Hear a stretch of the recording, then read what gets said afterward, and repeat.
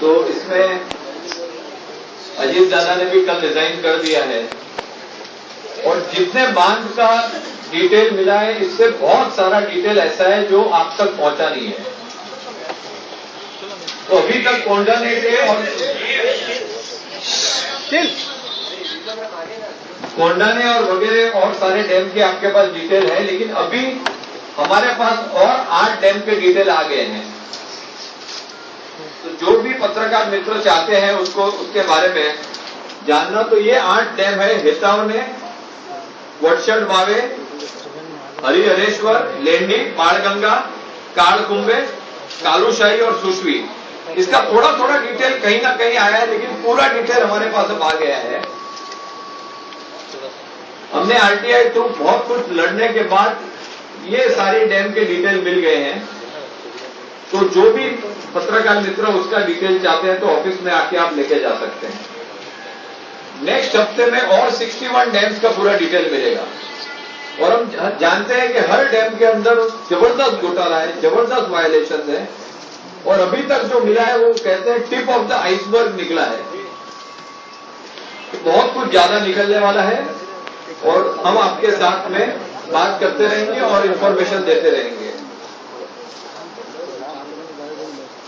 1 महीने के बाद हमारा यहाँ पे एक एग्जीबिशन रखने वाले हैं, स्कैम एग्जीबिशन, जिसमें जितने जितने घोटाले हुए हैं उसका पूरा एग्जिबिट करेंगे, उसकी फिल्म दिखाएंगे, उसका पावर पॉइंट करेंगे, उसके चार्ट रखेंगे और 3 दिन तक का ये एग्जीबिशन चलेगा साउथ मुंबई में कोई जगह लेके, जहां पे हम डेली एक प्रेस कॉन्फ्रेंस करेंगे और एक एक नया घोटाला निकालेंगे। आपको याद होगा कि कुछ दिन पहले अजीत पवार जी ने कहा था कि यहाँ पे कोई भी घोटाला नहीं है, तब हमने चैलेंज किया था कि आप जितनी बार बोलोगे घोटाला नहीं है तब एक नया नया घोटाला निकालेंगे। सरकार ने मांग की थी कि इरिगेशन डिपार्टमेंट जो है एक व्हाइट पेपर निकाला है। तो पहले इन्होंने ये कहा था 10 दिन के अंदर हम व्हाइट पेपर देंगे, उसके बाद कहा था 15 दिन और लगेंगे। अब उनका यह कहना है कि विंटर सेशन के पहले दिन के ऊपर हम व्हाइट पेपर देंगे। हम जानते हैं किस प्रकार से व्हाइट पेपर दिया जाता है, किस प्रकार से जो मुद्दे होते हैं उसको छुपाए जाते हैं। तो मैं सारे पत्रकार मित्रों को कहता हूं कि जिस दिन सरकार व्हाइट पेपर निकालेगी उसके दूसरे दिन India against corruption black pepper निकालेगी और सारी सच्चाई आपके सामने रख देगी। तो ज्यादा न कहते हुए मैं अंजलि दमानिया, जो ये सारा भ्रष्टाचार निकालने में जिसने जो फाइट उठाई है आईएससी की सपोर्ट से, उनको मैं रिक्वेस्ट करता हूं कि आपको संबोधन करें।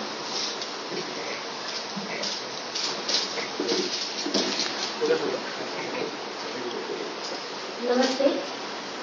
कल अजीत पवार जी ने जो रेजिग्नेशन दिया है, तो मुझे बार बार ये पूछा गया कि अजीत पवार जी के रेजिग्नेशन पे आपकी क्या प्रतिक्रिया है। मेरी प्रतिक्रिया कहाँ से दूं यही समझ में नहीं आ रहा था, क्योंकि मुझे ऐसा लग रहा था ये पहली राइट स्टेप है, first step in the right direction. और अजीत पवार जी के अकेले के रेजिग्नेशन से कुछ भी होने वाला नहीं है। मेरी तो ये डिमांड है कि सुनील तटकरे जी ने भी उनके साथ साथ रेजिग्नेशन एक्चुअली दे देना चाहिए था, क्योंकि अजीत पवार जी 1999 से लेकर 2009 तक इरिगेशन मिनिस्टर थे और 2009 से लेकर आज तक सुनील तटकरे जी हैं। और अगर सही मायने में प्रोब होनी है तो इन दोनों मिनिस्टर्स को रिजाइन करना बहुत जरूरी है। इस इरिगेशन स्कैम पे मैं लास्ट अगस्त 2011 से काम कर रही हूँ। इस पे मैंने बहुत सारे आरटीआई किए। इन आरटीआई का कभी कोई पहले 30 दिन में जवाब नहीं मिला था। सब अपील में, सेकंड अपील में और सीआईसी के यहाँ जब हमने कंप्लेंट्स की तो जो हियरिंग हुआ उसके बाद ही मोस्टली सारी इन्फॉर्मेशन हमें मिली है। और ये इन्फॉर्मेशन इतनी रिवीलिंग है कि जो भी कॉन्ट्रैक्टर्स को ये कॉन्ट्रैक्ट दिए जा रहे थे वो सेम कॉन्ट्रैक्टर्स थे। बार बार एक ही कॉन्ट्रैक्टर को कॉन्ट्रैक्ट दिए जा रहे हैं। और ये जब हमें दिखना शुरू हुआ तब हमने और ज्यादा प्रूव किया और अब हमारे पास 9 डैम्स की इन्फो है और 61 की आएगी, हर एक में मोडस ऑपरेंडी सेम है।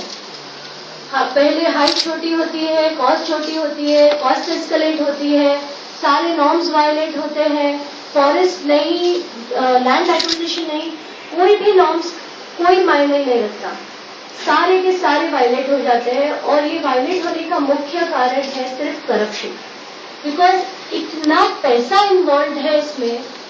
56 करोड़ का प्रोजेक्ट 614 करोड़ पहुंचता है, 380 करोड़ का प्रोजेक्ट 1320 करोड़ पहुंचता है, 400 करोड़ का बाणगंगा प्रोजेक्ट आज 1600 करोड़ तक जाता है। ये बहुत बहुत बड़ा करप्शन चल रहा है। जब हमने पीआर दाखिल की 10 अप्रैल को 2012 को हाईकोर्ट में, और पीआर दाखिल करने के बाद हमें ये उम्मीद थी कि बड़े जल्दी हमें हियरिंग डेट्स मिलेंगी। पर डेट्स सबको जुडिशरी के अपने तरीके होते हैं, तो डेट्स थोड़ी धीरे धीरे आ रही थी। फिर हमने बहुत कोशिश की कि हम ऑपोजिशन पार्टी से मिले, तो हमने अपने ऑपोजिशन से मिलने की कोशिश की, ऑपोजिशन पार्टी के प्रेसिडेंट से हम मिले। पर बहुत दुख की बात यह है, और ये आज मैं आपसे शेयर करना चाहती हूँ, क्योंकि मैं एक आम आदमी हूँ और मुझे ऐसे लगता है कि हम जाए तो आज कहाँ जाए। एनसीपी कांग्रेस अब एक साथ है, हम जाते हैं अपनी ऑपोजिशन पार्टी के साथ, तो उन्होंने बड़े कड़े शब्दों में मुझे जवाब दिया कि हम इसमें कुछ नहीं कर सकते। उनके पार्टी प्रेसिडेंट खुद ने मुझे ये जवाब दिया कि इस बारे में मैं कुछ नहीं कर सकता हूँ, मेरे तो शरद पवार जी के साथ बिजनेसेस है, 4 काम वो मेरे करते हैं, मैं उनकी 4 काम करता हूँ, तो इस बारे में मैं कुछ भी नहीं कर सकता। और इस प्रकार का जवाब सुनने के बाद हमें बहुत बड़ा सदमा लगा। तो मैं खुद सोच रही थी कि इस स्कैम को अभी आगे कैसे ले जाए। इतना बड़ा स्कैम है, इतने फार्मर्स, इतनी दुख की बात है कि उनकी लैंड छीनी जा रही है, उनको कोई पैसे नहीं मिल रहे हैं, तो क्या करें क्या। तो हमने अरविंद जी से भी यही पूछा कि अरविंद जी क्या कर सकते हैं, इस इरिगेशन स्कैम को किस तरह से बाहर निकालें। तो आज मुझे ये लगता है कि ये पहला कदम हुआ है अजीत पवार जी का रेजिग्नेशन का, पर उम्मीद यही है कि ये एक्सेप्ट हो जाए, उनका रेजिग्नेशन एक्सेप्ट होना जरूरी है। और ये जो पॉलिटिकल झगड़े जो चल रहे हैं उनके, तो वो सब बाजू में रखे, उसके कॉज पे आ जाए लोग कि ये कॉज क्या है, इरिगेशन में कितना बड़ा घपला हुआ है वो बाहर आना चाहिए, फार्मर्स की लैंड किस तरह छीनी गई है वो बाहर आना चाहिए, उसमें आजू बाजू की लैंड जो उनकी लोकल एमएलएज ने ली है वो बाहर आ जानी चाहिए, वो मिनिस्टर ने किस प्रकार अपने एसेट्स बढ़ाए वो बाहर आना चाहिए। तो मुद्दा छोड़ के, फोकस छोड़ के कहीं और बातें करें, डिबेट करें, उसमें तो कोई मतलब ही नहीं बनता। तो मेरा सिर्फ यही रिक्वेस्ट है मीडिया से कि आप फोकस क्वेश्चंस करें आज अपनी मिनिस्टर से, एक्स मिनिस्टर से, कि ये मुद्दा छोड़ के और बातें न करें। आपकी पर्सनल डिबेट्स पे भी आप उनसे यही गुजारिश करें कि आप मुद्दा छोड़ के बातें न करें, कॉज पे ध्यान दें। और मेरी यही रिक्वेस्ट है कि अगर हमें ये कंट्री बदलनी है तो इस प्रकार के करप्शन स्कैंडल्स हमें बाहर निकालना बहुत जरूरी है। बस यही कहना चाहूंगी। धन्यवाद।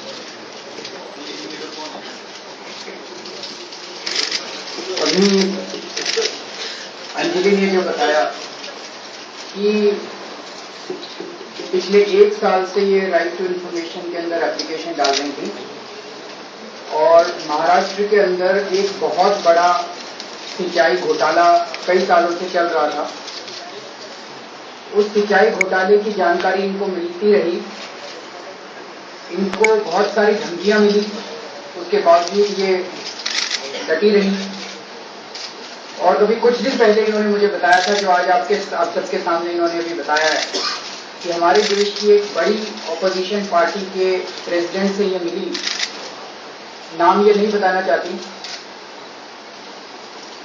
और उस ऑपोजिशन पार्टी के प्रेसिडेंट ने कहा कि हमारे तो शरद पवार जी के साथ बिजनेस चलते हैं, आप लोगों को तो राजनीति समझ नहीं आती, आप तो एक्टिविस्ट हैं, आपको तो केवल एक्टिविज्म करना आता है, हर चीज को अपोज करना आता है, हम कैसे उनको उनके खिलाफ जा सकते हैं।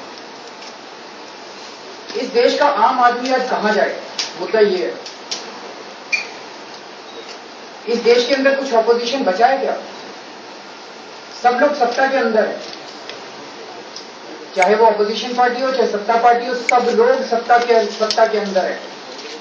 ऑपोजिशन है इस देश में तो केवल एक ही है, और वो है इस देश के लोग। इस देश के लोग ऑपोजिशन के अंदर है, इस देश के लोग त्रस्त हैं।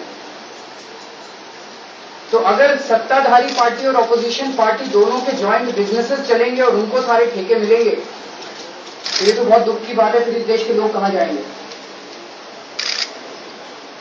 विदर्भ के अंदर, महाराष्ट्र के अन्य भागों के अंदर किसान आत्महत्या कर रहे हैं। प्रधानमंत्री जी वहां जाके पैकेज लेके आते हैं।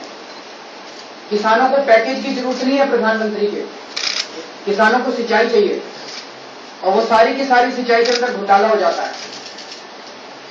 तो हमें तो साफ साफ ये लगता है कि किसानों की आत्महत्या के लिए सिंचाई घोटाले के जिम्मेदार लोग किसानों की आत्महत्या के लिए जिम्मेदार हैं। जिन जिन लोगों ने सिंचाई के अंदर घोटाला किया, यह रिपोर्ट साफ आ चुकी है कि 70,000 करोड़ रुपए खर्च हुए और 0.1% केवल भूमि जो है उसकी सिंचाई हुई। तो इसका सारा का सारा पैसा खा लिया गया। वो लोग जिन्होंने सिंचाई घोटाला किया है वो हमारे देश के किसानों की आत्महत्या के लिए जिम्मेदार हैं। अभी अजीत पवार जी ने इस्तीफा दिया कल। पृथ्वीराज चौहान एक ईमानदार मुख्यमंत्री माने जाते हैं, एक ईमानदार व्यक्ति माने जाते हैं। हम उनसे अपील करना चाहेंगे कि आज पृथ्वीराज चौहान जी का एक तरह से टेस्ट है, उनकी परीक्षा है। क्या वो, उनके ऊपर तरह तरह के प्रेशर है, हम ये समझ सकते हैं, क्या वो उन प्रेशर के दबाव में आ जाएंगे और अपनी सरकार को बचाएंगे और अजीत पवार जी का इस्तीफा नहीं लेंगे, या वो आज अपनी परीक्षा में सफल होंगे और उनका इस्तीफा एक्सेप्ट करेंगे। उनका इस्तीफा एक्सेप्ट होना चाहिए। और हम पृथ्वीराज जी से अपील करना चाहते हैं कि वो किसी भी, चाहे वो पार्टी हाईकमांड का दबाव क्यों ना हो, चाहे किसी का भी दबाव क्यों ना हो, किसी दबाव के अंदर में वो ना आए और वो केवल अजीत पवार जी का इस्तीफा केवल नहीं, वो सुनील तटकरे जी जो है अभी प्रेजेंट इरिगेशन मिनिस्टर, उन दोनों का इस्तीफा उनको लेना चाहिए। ये जो एक नाटक रचा गया कल से कि अजीत पवार जी ने इस्तीफा दिया और सारे एनसीपी के मिनिस्टर्स ने इस्तीफे की पेशकश कर दी, इसका क्या मतलब है?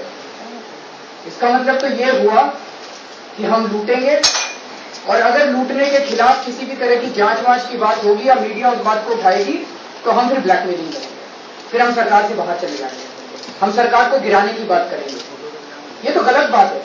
ये तो एक तरह से देश का ब्लैकमेल है। ये किसी सरकार का ब्लैकमेल नहीं है, इस देश का ब्लैकमेल है, देश के लोगों का ब्लैकमेल है। इसकी हम घोर निंदा करते हैं जिस तरह का नाटक किया जा रहा है, और हम डिमांड करते हैं कि इन दोनों का इस्तीफा तुरंत मंजूर किया जाए। और बात केवल इस्तीफे की नहीं है, इस्तीफे से इस्तीफा पनिशमेंट नहीं होता है। अगर किसी ने, हम ये नहीं कह रहे कि किसी ने घोटाला किया कि नहीं किया, किसने घोटाला तो हुआ, कागज ये दिखाते हैं कि घोटाला हुआ, उस घोटाले की जांच कौन करेगा, ये सबसे बड़ा मुद्दा है। कोई घोटाला हुआ, किसी को सजा नहीं हुई। कॉमनवेल्थ घोटाला हुआ, किसी को सजा नहीं हुई। 2G घोटाला हुआ, किसी को सजा नहीं हुई। थोड़े दिन महीनों के लिए जेल गए और कोई जेल नहीं जाता, सबको बेल हो जाती है, सबको एक एक करके बेल हो गई। अब इसकी जांच कौन करेगा? ये भी वैसे ही हो जाएगा। 70,000 करोड़ रुपए का सिंचाई का घोटाला, किसान आत्महत्या कर रहे हैं और सब लोग छूट जाएंगे। एंटी करप्शन ब्यूरो जांच करेगा, वो तो इन्हीं लोगों के हाथ के अंदर है, इन्हीं लोगों के अंडर में आता है। सीबीआई जांच करेगी, सीबीआई भी इन्हीं लोगों के अंडर में आती है। तो कौन जांच करेगा? ये सबसे बड़ा मुद्दा है। अब समझ में आने लगा है देश के लोगों को कि ये जन लोकपाल बिल क्यों नहीं पारित कर रहे थे, क्योंकि जन लोकपाल बिल पारित अगर कर देते तो कोयला घोटाले के सारे लोग अंदर चले जाते, कॉमनवेल्थ गेम्स के सारे लोग अंदर चले जाते, 2G स्कैम के सारे लोग अंदर चले जाते, और ये इरिगेशन स्कैम के सारे लोग अंदर चले जाते। इसलिए जन लोकपाल बिल पारित नहीं कर रहे थे। तो हम डिमांड करते हैं कि स्पेशल इन्वेस्टिगेटिव टीम बनाई जाए। सुप्रीम कोर्ट या ईमानदार हाई कोर्ट के जो रिटायर्ड जजेस हैं उनकी अध्यक्षता के अंदर स्पेशल इन्वेस्टिगेटिव टीम बने। और ये बहुत ही सेंसिटिव मुद्दा है, क्योंकि अगर इसकी जांच नहीं होती और ये इसी तरह से घोटाले अगर चलते रहे तो फिर किसान आत्महत्या करते रहेंगे, जो कि बहुत गड़बड़ होगा। और लास्ट में मैं केवल ये कहना चाहता हूं कि विजय पांडरे, उनके बारे में तरह तरह की बातें कही जा रही हैं। कुछ पार्टी के लोग बोल रहे हैं कि वो पागल हो गए हैं। अगर विजय पांडरे जी को किसी भी तरह से तकलीफ दी गई, उन्होंने देश हित के लिए बहुत बड़ा काम किया है। उन्होंने इस पूरे स्कैम का भंडाफोड़ करके हम गर्व करते हैं ऐसे ऑफिसर्स के ऊपर। अगर ऐसे ऑफिसर्स अगर होंगे हमारे देश के अंदर तो भ्रष्टाचार करने के लिए दिक्कत होगी इन लोगों को। हम पूरी तरह से उनके साथ खड़े हैं। अगर उनको सरकार ने तंग किया, किसी ने तंग किया, तो आंदोलन छेड़ेंगे हम लोग, हम सड़क के ऊपर उतरेंगे हम लोग उनकी सपोर्ट के अंदर।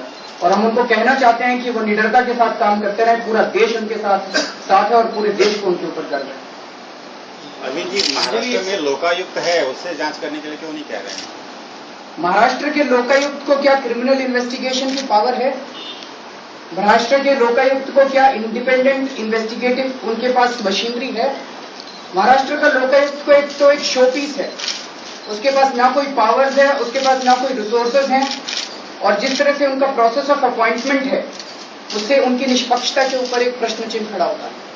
अंजलि, एक सवाल आपसे, जैसे अरविंद ने बताया कि आपको धमकियां आई थी, लेकिन क्या स्थानिक जो अधिकारी थे या किसी तरह से आपको पैसे देकर इस मामले को दबाने की कोशिश की गई, और साथ ही साथ स्थानिक लेवल पर किस तरह करप्शन हो रहा था? अगर हम इंजीनियर्स की बात करें, जो कर्जत की हम बात, आपने जो लैंड स्कैम की बात की है, उसके बारे में बताइए कि आपको क्या पैसे दिए गए थे और किस तरह वहां करप्शन हुआ? देखिए, मुझे बहुत बार अप्रोच किया गया। कॉन्ट्रैक्टर से अप्रोच हुए थे, कॉन्ट्रैक्टर्स खुद अप्रोच हुए थे, वहाँ के लोकल लोग जो है वो अप्रोच हुए थे। हर एक ने यही कोशिश की कि ये मामले को रफा दफा किया जाए। तो उनको ये लगता है कि हर एक चीज़ पैसे से खरीदी जाती है, पर हम यहाँ बेचने के लिए नहीं, हम यहाँ लड़ने के लिए आए हैं और वो हम लड़ते रहेंगे। अंजलि, आपने नाम नहीं लिया, आप नाम छुपाना चाहती है, वो कौन सी बड़ी पार्टी है, लेकिन आईसी को हम हमेशा देखते हैं कि वो सारा वाइट में, it's nothing white and black, सारा वाइट में होता है। तो ये नाम छुपा के आप सब पे इल्जाम लगा रही है, एमएलए हो, शिवसेना हो, बीजेपी हो, सारे। तो इसको कैसे? देखिए, अगर हमारे पास सबूत होता, आज हम सबूत आपके सामने रखते, तो बिना सबूत के नाम लेना इर्रेस्पॉन्सिबल होगा। लेकिन जो इनकी बातचीत हुई वो इतनी डेंजरस थी। कई दिन तक हम लोगों ने आपस में बात की कि इसको देश के सामने कैसे लाया जाए। आज हम पूरे रेस्पॉन्सिबिलिटी के साथ इसको देश के सामने रख रहे हैं कि ऐसा हो रहा है। Individuals are not important, parties are not important, what is important is कि हो क्या रहा है इस देश के अंदर। सारी पार्टियां मिली हुई हैं, आप किसी भी स्टेट को उठा के देख लीजिए। हमने कई स्टेट्स का वो करवाया कि मंत्रियों के जॉइंट बिजनेस चल रहे हैं, चाहे सत्ता में हो चाहे विपक्ष में हो, उनके बच्चों के अब जॉइंट बिजनेस हो गए। तो आप चाहे सत्ता में आए चाहे विपक्ष में आए, ठेके तो आप ही को मिलने, आप ही की कंपनियों को मिलने। कुछ चंद कंपनियां हैं, उनका भी नाम ले, सबको पता है, उन चंद कंपनियों को ही ठेके मिलते हैं, चाहे कोई भी पार्टी पावर में आ जाए। तो इट इज अ वेरी बहुत अच्छा कल्यूजन है इन सब के अंदर। आपने ऑपोजिशन के ऊपर आरोप लगाया है कि ऑपोजिशन के खातों में उन्होंने कहा है कि भी ऑपोजिशन पार्टी के प्रेसिडेंट से मिलकर आए हैं। तो इस वक्त महाराष्ट्र में 3 ऑपोजिशन पार्टी है। अगर बीजेपी में तो गडकरी साहब है, अगर शिवसेना है तो ठाकरे परिवार है, अगर एमएलए से राज ठाकरे है। क्या आप इन तीनों परिवार या तीनों लोगों के ऊपर आरोप लगा रहे हैं कि तीनों से कोई एक होगा? देखिए, मुझे ये लगता है कि इंडिविजुअल पे ना जाया जाए, बिकॉज इन्होंने पूरी रिस्पॉन्सिबिलिटी के साथ इस बात को सबके सामने रखा है। शॉर्टलिस्ट बनाना चालू करेंगे तो फिर इनकी जान को खतरा हो सकता है।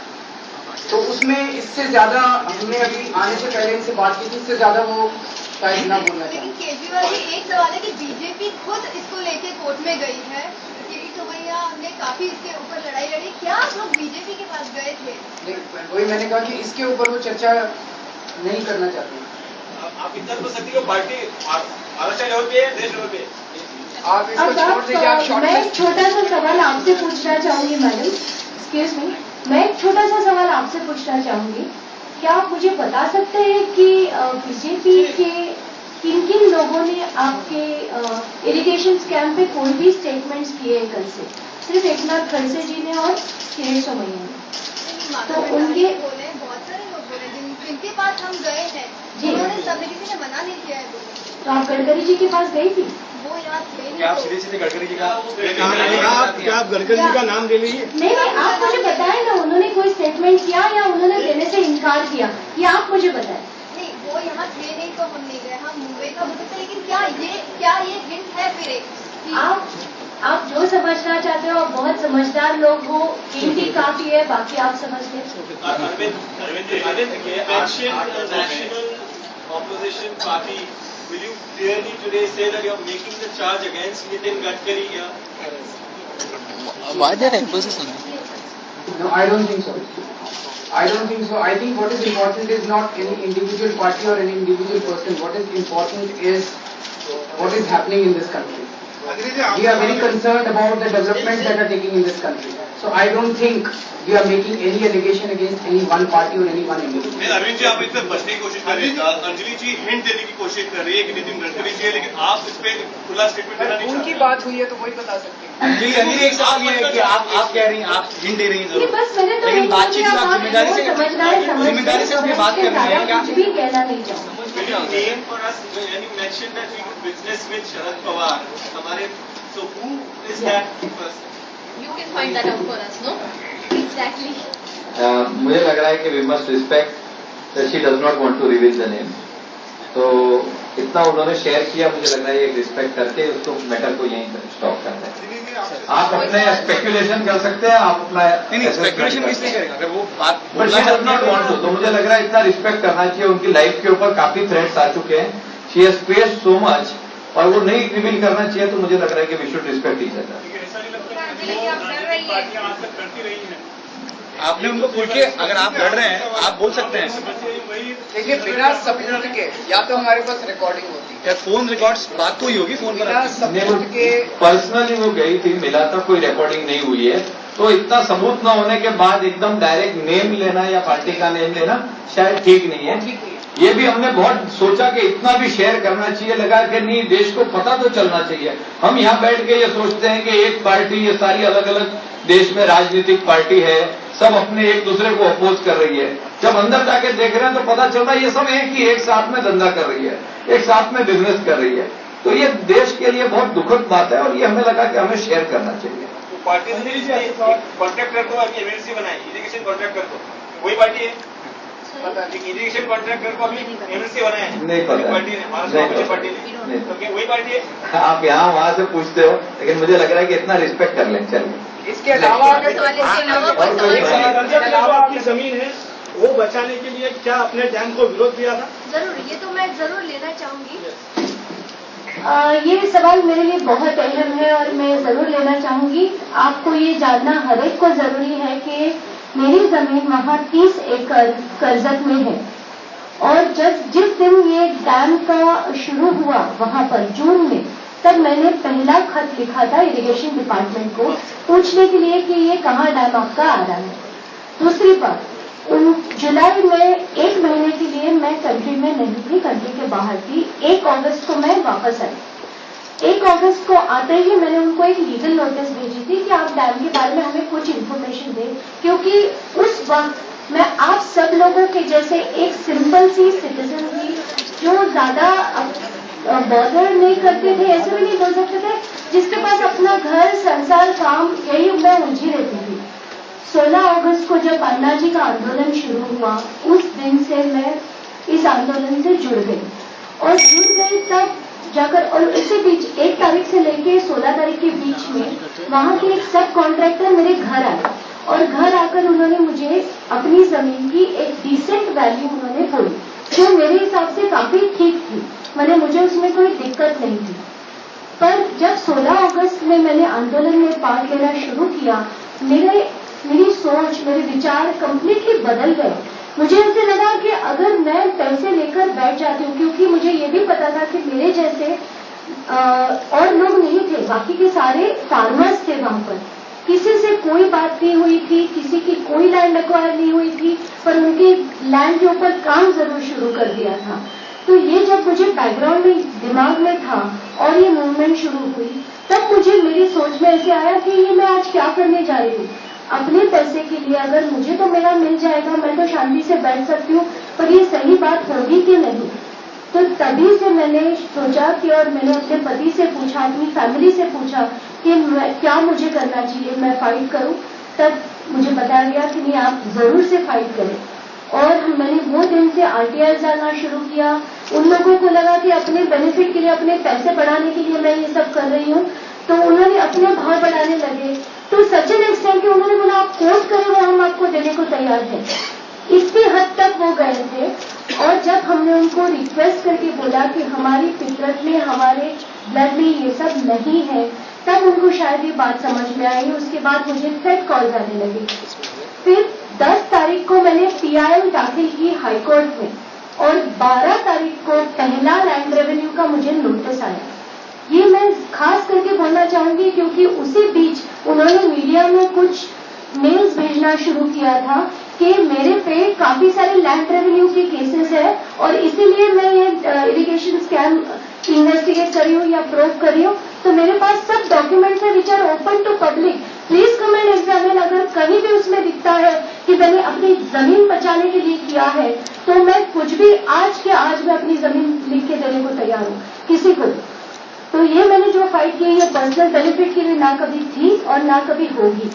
तो ये क्लैरिफिकेशन मैं आपको जरूर देना चाहती थी, और ये अच्छा हुआ आपने ये मुद्दा पेश किया। टोटली मेरी 59 एकड़ जमीन है, जिसमें से 30 एकड़ में सबवर्जन जा रहा था। और उन्होंने फिर क्या किया कि जो 12 तारीख को, 12 अप्रैल को जो मुझे नोटिस मिली है, वो उन्होंने इतनी शातिर दिमाग से बनाई है कि जो मैंने पूरी लैंड ली है वो पहली गवत पर्ल है। तो पर्ल होने की वजह से सारा एक छोटा सा टेक्निकल पॉइंट निकाल के सारी की सारी लैंड पे उन्होंने महाराष्ट्र शासन लगा दिया। और उसके बाद मुझे फोन करके बोला कि आपको अगर अपनी लैंड छोड़नी है तो आप PIL में से हट जाइए। तो इस प्रकार का गवर्नमेंट मशीनरी का यूज होकर मुझे डिप्राइव किया गया, ना कि मेरा डिप्राइव हुआ इसलिए मैंने ये स्कैम में इन्वेस्टिगेशन किया। अंजलि, कहीं आपने NCA FIR करवाई, आपको थ्रेट्स आए थे? आपने जी बिल्कुल की है, हमारे बकोला पुलिस स्टेशन में की है। रजनीश सेठ जी से भी पर्सनली बात की है। 1.5 महीने के लिए मुझे स्पेशल प्रोटेक्शन से बॉडीगार्ड भी दिया गया था। किस तरह मैसेजेस आ रहे थे, कॉल आ रहे थे आपको, किस तरह?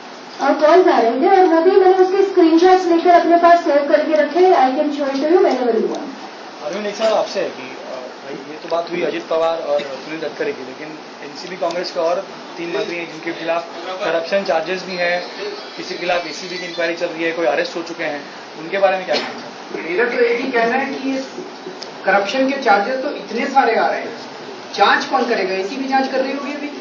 ACB तो इन्हीं लोगों के अंडर में आती है। कोल घोटाले की जांच CBI कर रही है, वो प्रधानमंत्री के अंडर में आती है। प्रधानमंत्री पे उंगली उठी है उसके ऊपर। तो ये अपनी जांच अपने अंडर की एजेंसी से करवाते हैं। उसका तो हमें रिजल्ट पता है कि क्या आने वाला है। थोड़े दिन के बाद जांच एजेंसी कहेगी कि कुछ नहीं मिला, सब ठीक ठाक है, या जांच एजेंसी कोर्ट के अंदर ऐसा केस लेके जाएगी कि उस केस में कलमाडी को उन्होंने गिरफ्तार किया। बेल एप्लीकेशन जिस दिन सुनवाई होनी थी उस दिन CBI ने उनकी बेल एप्लीकेशन को अपोज ही नहीं किया कोर्ट के अंदर। तो जज क्या बेचारा क्या करेगा? क्यों नहीं किया CBI ने बेल एप्लीकेशन को अपोज? उधर दिग्विजय सिंह जी बयान देते हैं कि बेचारे कलमाडी जी को जानबूझ के फंसाया जा रहा है। तो ये सारे लोग तो मिले हुए हैं, एक दूसरे को बचाने के अंदर लगे हुए हैं। सारी एजेंसीज इन्हीं की। CBI को इसलिए बनाया गया था 50 साल पहले कि CBI देश के बड़े बड़े भ्रष्टाचारियों को पकड़ेगी। पिछले 50 साल के अंदर CBI ने केवल 3 नेताओं को पकड़ा है, छोटे छोटे, नर बहादुर सिंह भंडारी, सुखराम और एक और है बंगारू लक्ष्मण। इन 3 लोगों को केवल CBI ने पकड़ा, जबकि इतने बड़े बड़े मगरमच्छ बैठे हुए हैं। तो किससे जांच कराएं हम लोग? किस एजेंसी के पास जाएं? अजीत पवार ने तो अपना इस्तीफा दे दिया, लेकिन बाकी मंत्रियों ने अभी भी अपने पोर्टफोलियो से इस्तीफा दिया नहीं है, क्या आपका ये? हमारा तो ये कहना है कि इरिगेशन जो मिनिस्टर हैं उनको, जो अभी प्रेजेंट इरिगेशन मिनिस्टर हैं, उनको तुरंत इस्तीफा देना चाहिए। उनका इस्तीफा पृथ्वीराज जी को लेना चाहिए। और पृथ्वीराज जी से हम थोड़ी सी उम्मीद करते हैं, वो ईमानदार हैं, IIT के हैं। हम लोग सोचते हैं कि वो देश के लिए सोचेंगे और किसी प्रेशर के अंदर काम नहीं करेंगे। जो अभी आपने नाम लिए 8 डैम के, उसमें किस तरह से का घोटाला हो गया? और नाम फिर से बोलिए जरा। ये नाम मैं आपके लिए वापस रिपीट करती हूँ। पहला है हेतवणे, वार्षित वावे, हरिहरेश्वर, लेंडी, बारगंगा, कारू, शई, सुश्री, मेरे ख्याल से 9 हो गए ना, या और कोंडाने, तो कोंडाने तो जी या हम तो कोंकण इरिगेशन पे ही काम कर रहे हैं। ये सारे तटकरे जी के हैं इसलिए नहीं, पर ये कोंकण इरिगेशन के सारे पेपर्स मैंने आरटीआई के थ्रू मंगवाए थे, इसीलिए हमारे पास ये पेपर्स हैं। और बीआईडीसी में तो पैनल केस चल ही रहा है और 61 अभी नेक्स्ट वीक से हमारे पास पूरे होल ऑफ नेक्स्ट वीक 5 डैम दे के बाकी के इनको आ जाएंगे। 61 डैम की और इंफॉर्मेशन आ रही है इनके पास अभी। और दूसरा पॉइंट था कि आप जो पूछ रहे थे कि इससे क्या ग्रॉस वायलेशन हुई है, हर एक डैम में वही कॉस्ट एस्केलेशन बहुत ज्यादा हुआ है। जैसे मैंने आपको बताया कारू डैम में, शही डैम में, बाणगंगा डैम में, हेतावले डैम में, हेतावले जैसा छोटा सा प्रोजेक्ट 12 करोड़ का प्रोजेक्ट था, एज ऑन डेट 85 करोड़ का हुआ है। तो उसमें कुछ भी चेंज नहीं हुआ है। हर एक डैम में project cost included the 5 to 10% escalation cost also over the 3 years, but फिर भी डैम की कॉस्ट बढ़ाई गई है और 5, 10, 15, 20% हम समझ सकते हैं कि वो कॉस्ट बढ़ सकती है क्योंकि सीमेंट की कॉस्ट बढ़े है, स्टील की कॉस्ट बढ़े हैं। और इंटरेस्टिंगली ये सारे के सारे माटी के धरण है, माने कोई भी कंक्रीट डैम्स नहीं थे। तो इसमें कॉस्ट एस्केलेशन का कहाँ सवाल आता है? 10% तक हम समझ भी सकते हैं, पर इनमें जो 500%, 600% इस प्रकार की जो एस्केलेशन हुए हैं वो हम सबके समझ के बाहर हैं।